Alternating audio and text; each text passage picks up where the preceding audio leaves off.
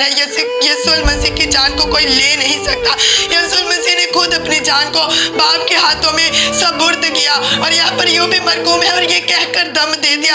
ये कहकर दम देने का मतलब क्या है? यीशु मसीह का दम लिया नहीं गया, बल्कि यीशु मसीह ने खुद अपना दम दिया। यीशु मसीह ने क्रूस पर हमारे खातिर तकलीफ सही। यीशु मसीह ने हमारे खातिर अथाह दर्द को सहा।